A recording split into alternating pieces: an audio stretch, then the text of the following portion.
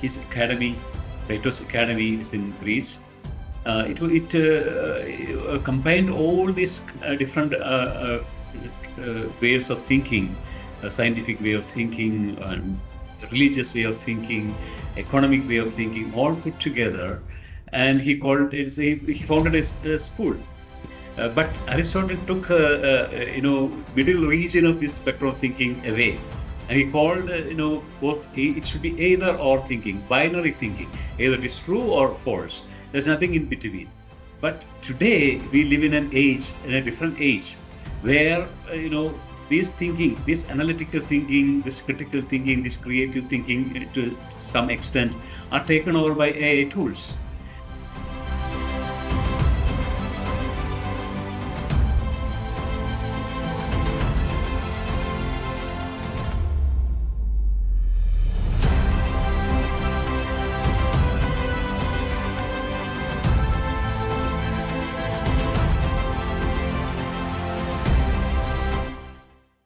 I would reflect over, how important this liberal art education is for today's age of intelligence. So that is going to be an important discussion. I think this is the direction in which our discussions are moving. How this liberal art education is important for the age of intelligence. Now, if you think about it, we even today we call our doctoral degrees as a doctor in philosophy. We call it PhD. Have you ever thought about that? Be it in science or be it in arts or in language, all these doctoral degrees are even today called doctor in philosophy, PhD. There are some exceptions in some other countries. For example, in Germany, every this particular doctoral degree will be known by its own discipline. For example, Dr. Ing, for that's what I am, for engineering, and Dr. Rayan for natural sciences. So, but this is an exception. For India, for example, we all call all doctoral degrees PhD. There's a good reason for that, I imagine. The good reason being, originally philosophy was the only subject which people studied. For example, in the time of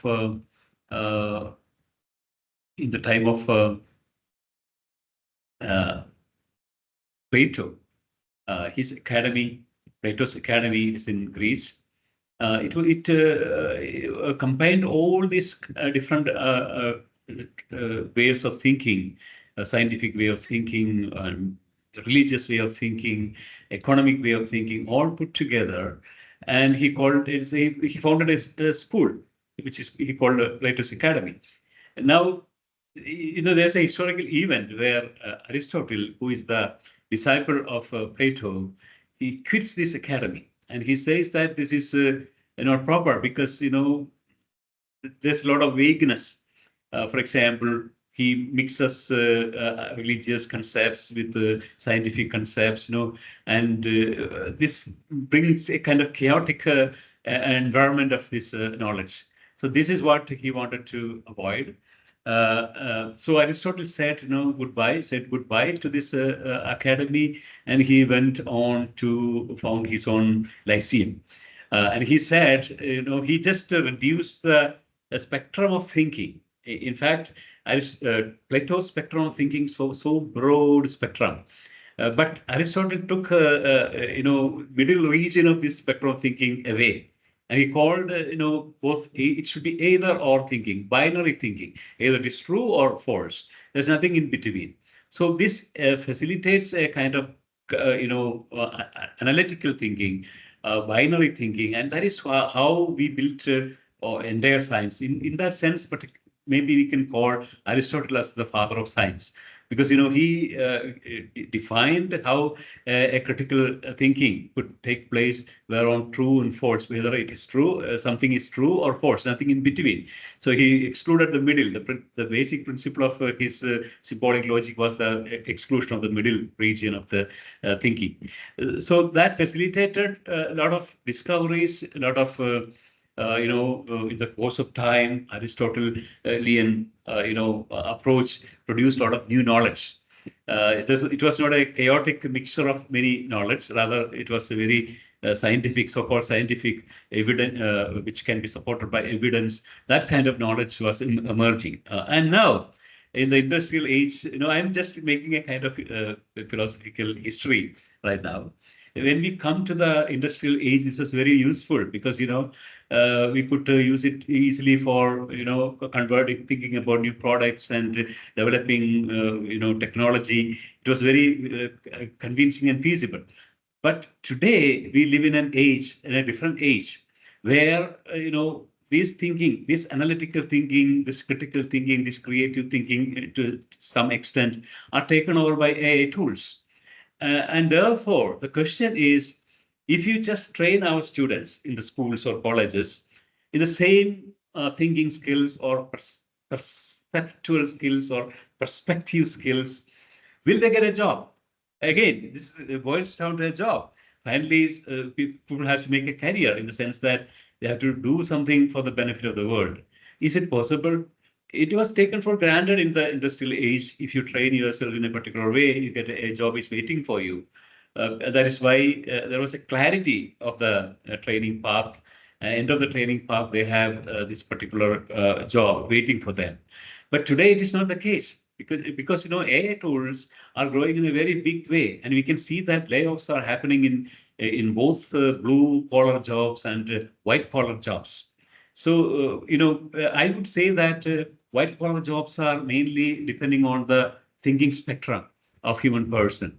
And therefore, we need, again, we need to reinvent the entire spectrum of thinking, so which is beyond this analytical thinking and beyond this critical thinking, even creative thinking, to interpersonal thinking, thinking with other people to make new ideas.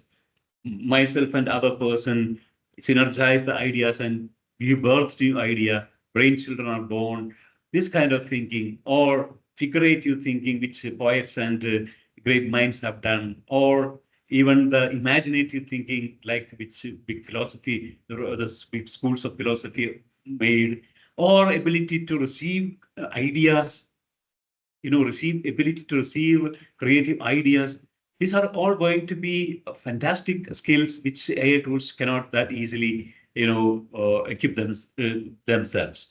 So therefore, this kind of space will be vacant in the job space of the future, in the age of intelligence. And therefore, we need to train the new generation students, which we can call AI natives. They are going to live this age of intelligence in a special, particular way. And that particular way will be, I imagine, is liberal way. Because, we have to reinvent the entire spectrum of thinking, which Aristotle conveniently, for convenience, reduced. He removed the middle part of the thinking, and he just said it should be either white thinking or black thinking, either or thinking, binary thinking, 0-1 thinking. That was that gave us a lot of advantage in technology. But today, this kind of thinking can be done by AI tools, and therefore we need to reinvent education, reimagine our education system, where the entire spectrum of thinking skills are taken care of. I would say that even the Bloom's taxonomy of cognitive skills. These are the gold standards of Indian education, or in many countries they are being used. But I would say I have written a paper in 2021 saying that we have to go beyond this Bloom's taxonomy, because Bloom's taxonomy think about lower order thinking skills, so-called lots, and higher order thinking skills, which are called HOTS. But lower order thinking skill just means that your ability to retrieve your knowledge. But higher order thinking can mean that your ability to analyze, evaluate, and create, which means analytical thinking, critical thinking, and creative thinking. But in fact, this part of the spectrum of thinking is being taken over by AI tools. That is why we can, chat with Chat GPT without being cheated by them. Of course, you have to know how to use this tool, how to reduce his hallucinations and other limitations he's having. That is same with any tool. Any tools will be having its own limitations. You have to overcome the limitations and know how to use it. But we can collaborate with these AI tools to make this particular spectrum, that particular part of the spectrum of thinking. But there remains another huge area of thinking which is covered by this liberal arts. And that in that particular thinking spectrum, you have to focus our education system, because only there the unique capabilities of human mind over the AI tools will be trained. And only then these people will make a career in the future. So educated unemployment is something which is waiting for us. And for India, this is going to be a huge risk, because, we are having, so-called demographic advantage, because we are a young population. But if you are training our youth in a way that we train, which in the abilities, the thinking abilities, which AI tools are capable of doing, white collar jobs will not be remaining, and they cannot be fit for the white collar job, because they can improve. At the most, what these people can do is to improve their efficiencies, making use of in collaboration with these AI tools. But if they do not train their human specific thinking spectrum, which is beyond the abilities of AI tools, only then I would say they will be not redundant in the AI age. So education has to completely change its focus from AI collaborative thinking skills to AI complementary thinking skills. Complementary means the thinking skills that AI tools are not able to do by themselves, at least for now, and maybe also in the future. Same applies to the perceptual spectrum, because certain perceptual thinking, for example, our five senses are being copied by AI tools. They are AI cameras. It's replacing our eyes. AI taste stuff is they already developed, which can better taste than our own tongue, and they can hear better than us. So all these kind of sense replacements are being done, and even expert analysis of things. For example, in the hospitals, the surgeries, the very critical surgeries, are done by AI tools only. Robotic surgeries. People are trusting robotic surgery better than the expert doctors today. That's the fact, because they know that the AI tools are not having the AI robotic surgery. These tools are not having emotional disturbances. For example, a surgeon can have a emotional fluctuation which can cut a part of the vital part of the organ. So this will not happen with the AI tools, and so people are getting more trust on this kind of AI based or robotic based surgery. So even in the expert skills, AI tools are coming up, and we cannot stop it, because the technology cannot be easily stopped, because this is a movement. This is a movement in the direction to ease the human labor, but at the same time, human has to equip themselves differently. This is the meaning of education today. So if you follow the same type of education today, which you followed in the industrial era, we are running a big risk in our country. The demographic dividend will become a demographic curse, because educated unemployment, this is going to be the curse of a nation like India if you do not change its education system in a liberal way. Liberal way means, to my thinking, uh, taking into account the entire spectrum of perceptive skills and thinking skills. For the perceptive skills, for example, then comes another important area where AI tools cannot really conquer. For example, your contextualized thinking, your culture, your being the Northeast, there is a special culture that AI tools can try to get to some extent. But same time, they are not going to get it completely, because they do not have embodiment. They are not living with the human beings. They are only dealing with the data. So in data is not representing the culture. Data is not representing the intelligence or emotional intelligence of person. So those kind of job will be getting priority in the coming ages. Where the counseling or even teaching, when the teachers are doing not in a mechanical way, rather in as a mentor for students, that kind of educational transactions will be still having great importance. But that we should understand then, we very carefully understand that we are at a risk. We are running a risk of putting the entire generation into educated unemployment. So because AI tools, when they occupy blue collar or white collar jobs, this is a reality today. Every surveys are speaking about it.